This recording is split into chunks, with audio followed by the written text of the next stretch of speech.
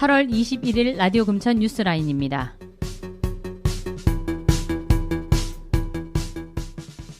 지난 19일 서울, 경기, 인천 지역에 강화된 사회적 거리 두기가 시행됨에 따라 금천구가 지역사회 코로나19 확산 차단을 위해 강도 높은 방역 대책 시행에 나섰습니다. 이에 따라 구는 지난 19일부터 종교시설, 유흥주점, PC방, 공연장, 실내체육시설, 학원, 방문 판매업소 등 코로나19 확산 위험이 높은 고위험 시설에 대한 집합금지 행정명령을 발효하고 강도 높은 점검을 실시합니다. 이와 함께 공동주택, 전통시장, 공원 등 주민 밀집 시설에 대한 방역 활동을 강화하고 온 오프라인을 활용한 고강도 사회적 거리 두기 홍보를 통해 주민들의 동참을 유도할 계획입니다.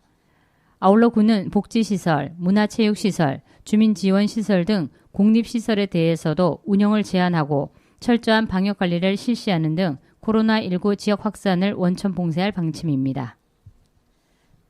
금천구는 오는 22일 오후 4시 2020년 금천 청소년 어울림마당 여름축제 시원한 여름이지를 시립 금천 청소년센터 유튜브 라이브 방송을 통해 개최합니다.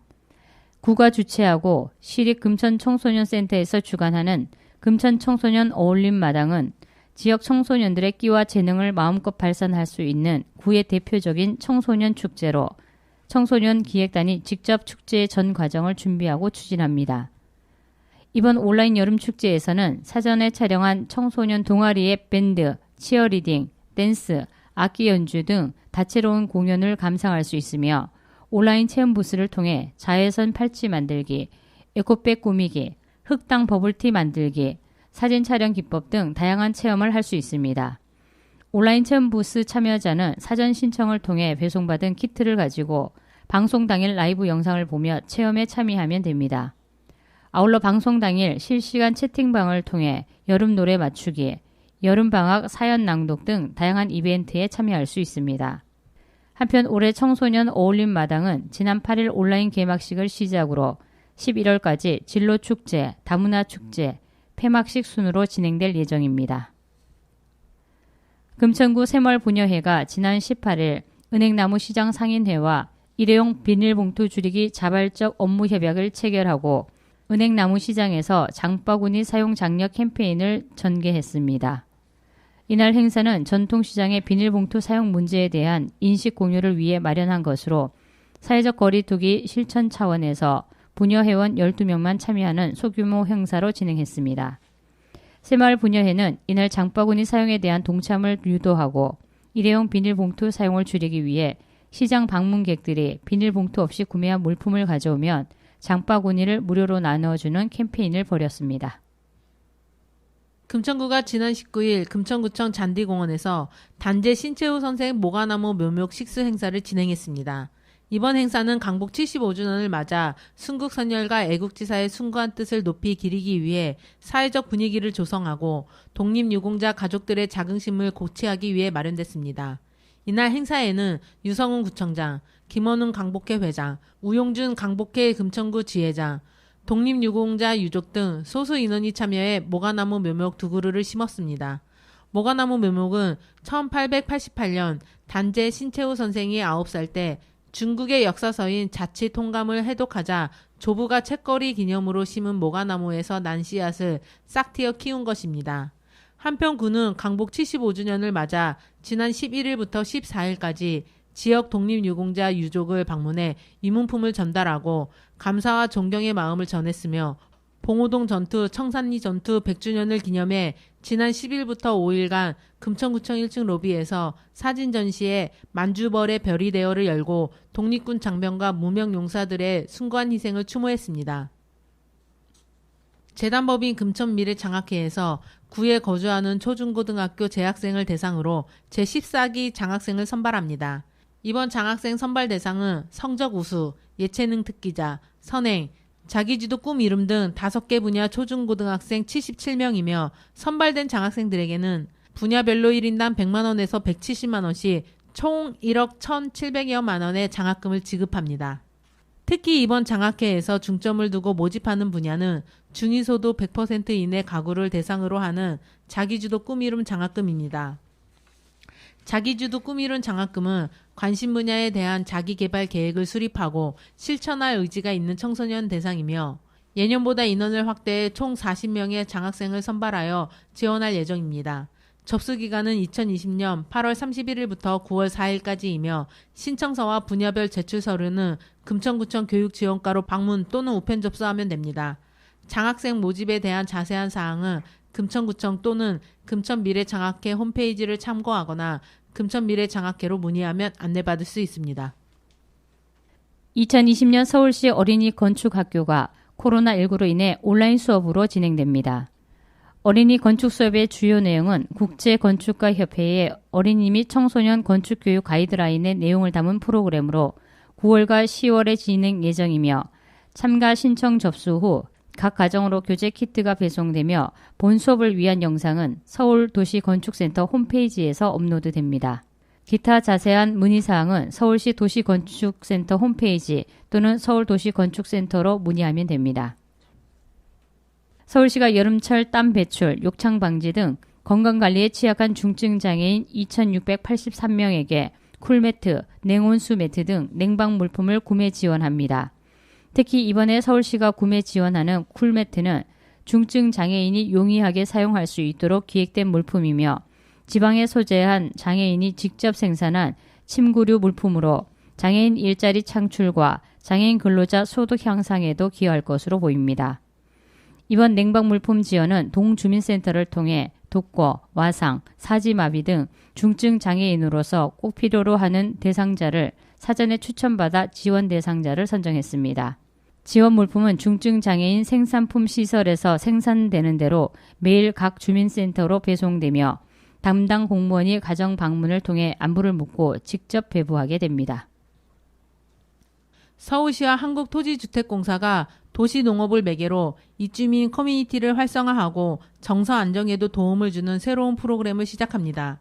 LH가 보유한 임대주택 단지 내 옥상 등 유유부지의 도시농업 공간을 조성하여 입주민이 함께 농작물을 가꾸고 꽃과 나무를 키우는 도시농업 주거 공동체를 형성합니다.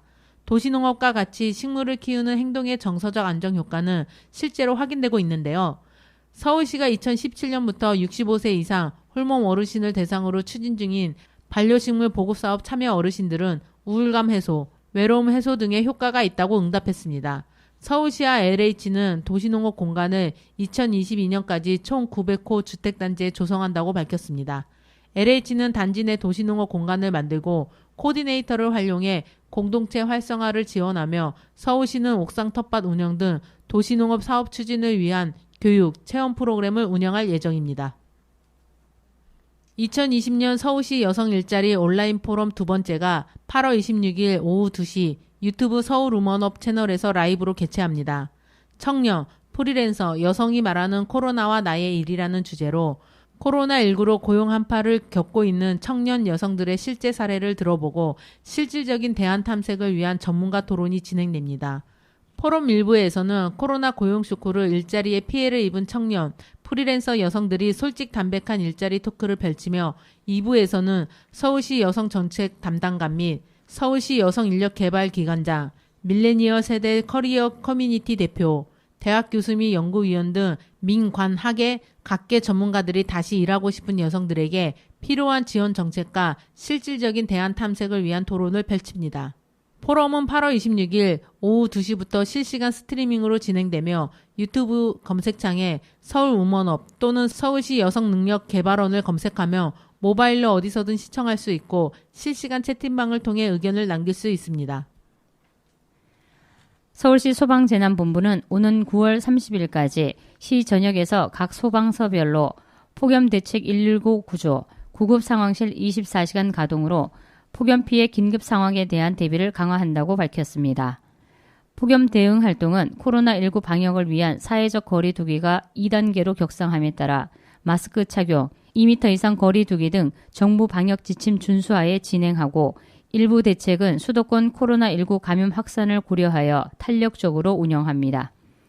폭염 경보가 발령되면 쪽방촌 12개 지역에서는 119 안전캠프가 가동되고 독거 중증 장애인 피해 예방을 위해 119 안전지원 콜센터도 운영됩니다. 특히 서울시 소방재난본부에서는 전력 사용량 급증에 따른 정전시 승강기 갇힘 사고 등 긴급 대응을 위해 발전차 4대도 비상대기합니다. 시 소방재난본부 관계자는 폭염특보 발효 시에는 최대한 야외 활동을 자제하고 주변의 독거노인 등 건강이 염려되는 분들의 안부를 살펴보고 현기증 등의 증상이 있으면 즉시 119로 신고해 줄 것을 당부했습니다.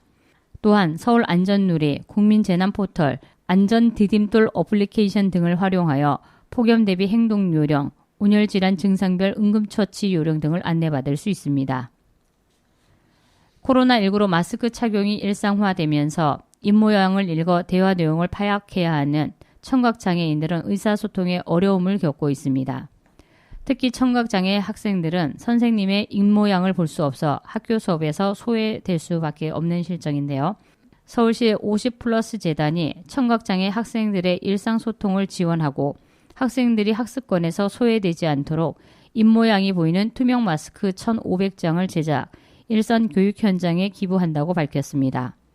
이번 투명 마스크는 재단이 50플러스 포털을 통해 공개 모집한 50플러스 자원봉사단 100여 명의 자발적인 참여로 제작됐으며 자원봉사단이 각자 집으로 발송받은 투명 마스크 키트를 제작한 뒤 재단에 보내는 비대면 방식으로 참여했습니다. 각 기관별 수요에 따라 1,350개는 전국 44개 대학교 강사, 교직원, 청각장애 학생 교육 지원 인력이 사용하며 150개는 서울국립농학교 유, 초, 중, 고 청각장애 재학생이 사용합니다. 서울생활사박물관은 지난 7월 22일부터 1970년대 라디오 문화를 되돌아볼 수 있는 1978 우리 가족의 라디오 기획전을 오는 11월 15일까지 개최할 예정이었지만 코로나19로 현장 관람이 어렵게 되어 VR 온라인 전시를 준비하고 있습니다. 8월 중 서울역사박물관 홈페이지를 통해 전시를 무료로 감상할 수 있으며 전시 소개 영상은 유튜브를 통해 만날 수 있습니다. 서울역사박물관은 시민들의 안전한 전시 관람을 위하여 향후 추이에 따라 운영 여부를 조정할 예정입니다. 서울도시재생이야기관은 코로나19 확산 방지를 위해 24일부터 온라인 전시관 서비스를 시작합니다. 서울 대표적인 봉제산업 지역이자 1호 도시재생 선도 지역인 창신동의 이야기를 봉제 청년들의 손으로 녹여낸 특별기획전 핸즈인 서울 창신동 647-7전도 온라인 전시를 통해 만나볼 수 있습니다. 이와 더불어 시민참여 도시재생 전문가 강연 프로그램인 어반살롱을 비대면 온라인 강연 방식으로 진행합니다. 8월 27일 1회차 어반살롱은 어반비지 박진 대표가 도시 양봉이 도시를 어떻게 바꾸는가를 주제로 오후 3시부터 4시 30분까지 온라인 화상회의 플랫폼을 통해 시민들과 이야기를 나눕니다. 참여는 8월 26일까지 서울도시재생지원센터 홈페이지를 통해 신청하시면 됩니다. 9월엔 도시와 커뮤니티 연구소 경신원 대표, 10월은 윤현상제 최주연 부사장, 11월은 서울대학 사회과학대학 지리학과 신혜랑 교수, 12월에는 임태희 디자인 스튜디오 임태희 대표가 참여하여 도시재생과 도시에 대한 다양한 주제로 시민들과 담론을 나눕니다.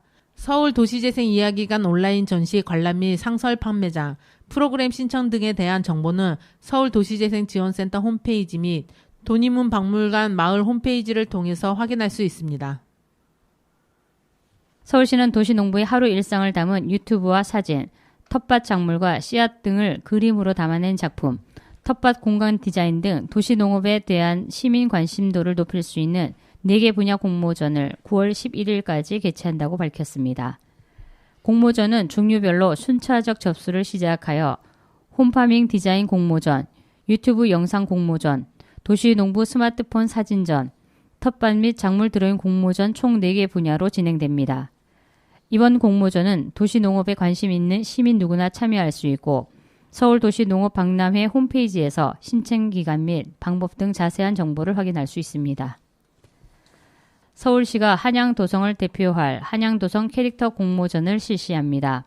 참가 자격은 지역이나 나이 제한 없이 한양도성에 관심 있는 대한민국 국민은 누구나 가능하며 개인 또는 3인 이내의 팀으로 참여할 수 있습니다. 접수 기간은 8월 31일까지로 국내외에 상용화된 적이 없는 순수 창작 캐릭터 디자인이면 됩니다. 상금은 총 500만 원으로 대상 1명에게는 상금 300만 원, 최우수상 수상자 1명은 상금 100만 원, 우수상 수상자 2명에게는 상금 각 50만 원을 수여합니다. 접수는 한양도성문화재 누리집에서 참가 신청서를 다운받아 작성한 후 이미지 기본형과 응용 컷의 파일을 이메일로 발송하면 됩니다. 한편 서울시는 오는 10월에 개최되는 제8회 한양도성문화재를 홍보할 온라인 홍보 서포터즈 도성친구들 2기를 모집합니다. 20세 이상의 대한민국 국민이라면 누구나 지원 가능하며 자격 요건으로는 활성화된 블로그를 운영하고 있어야 합니다. 발대식은 9월 4일 온라인으로 진행되며 이들에게는 홍보 전문가의 강연 1회, 서울시 자원봉사활동시간과 활동비, 한양도성 굿즈가 지급되며 도성문화재가 종료된 후에는 활동 인증서가 발급됩니다. 접수는 8월 30일까지며 합격자 발표는 9월 1일 개별 연락을 통해 이루어질 예정입니다. 자세한 사항은 한양도성문화재 누리집에서 확인할 수 있습니다. 코로나19 장기화로 외국인 근로자 도입 지원 등 최악의 인력난을 겪고 있는 농촌 지역의 일손 부족을 해결하고 실직 폐업 등으로 일자리를 찾는 서울시민 100명을 연결해주는 농촌 일자리 지원 사업을 시작합니다. 9월부터 11월 중 총 2회에 걸쳐 총 100여여 명이 9박 10일간 강원도 춘천, 양구, 인제 세 곳에서 토마토, 사과, 고추 수확 등 농촌 근로활동을 하게 됩니다. 서울시와 농림축산식품부, 강원도가 협업으로 진행하는 이번 농촌 일자리 지원 사업의 참여자는 농가에서 제공하는 임금과 별도로 교통, 숙박, 상해보험을 지원받을 뿐만 아니라 농가 현장에 배치될 전문 관리 인력에게 지속적인 교육과 안전관리를 제공받게 됩니다.